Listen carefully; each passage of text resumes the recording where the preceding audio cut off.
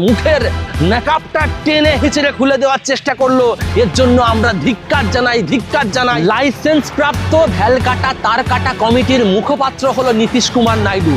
যদি আজকে নীতিশ কুমার তারকাটা ভ্যালকাটা না হতো, তাহলে একজন শিক্ষিত মানবিক মানবদরদী যে মহিলাটি সারাক্ষণ মহিলাদের জন্য, পুরুষদের জন্য, সকল জাতির মানুষের জন্য ওই নার্সিংহোমে হসপিটালে খেটে এসেছে, তাকে সংবর্ধনা দেওয়ার নাম করে ওই নিরীহ মহিলাটিকে স্টেজে ডেকে তার মুখের নেকাবটাকে খুলে দিল। এর অধিকার কে দিয়েছে?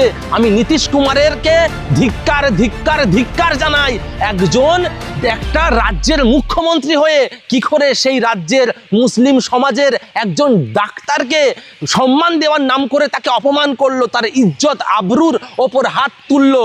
এর মতো মূর্খ, এর মতো অমানবিক মানুষ পৃথিবীর মধ্যে একটাও নেই। তাই একে আমি মুখ্যমন্ত্রী বলবো না, এ হলো মূর্খমন্ত্রী।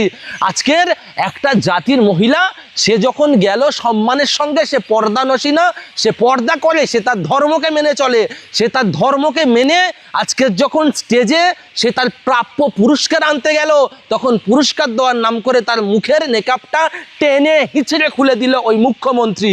এমন মুখ্যমন্ত্রী শুধু ভারতবর্ষে নয়, পৃথিবীর মধ্যে একটাও নাই। এরা তো হচ্ছে চোর, এখন থেকে চিটিংবাজ, আর মানুষও জেনে গেল এরা হলো নারী বিদ্বেষী, এরা হলো মানুষ বিদ্বেষী। না হলে একজন মুখ্যমন্ত্রী কি করে পারে তার রাজ্যের একটা মহিলাকে, তার রাজ্যের একটা ডক্টরকে, যারা সারাক্ষণ মানুষকে সেবা দেওয়ার জন্য নিয়োজিত থাকে, সেই মহিলাটিকে তার মুখের নেকাবটা টেনে হিচড়ে খুলে দেওয়ার চেষ্টা করলো।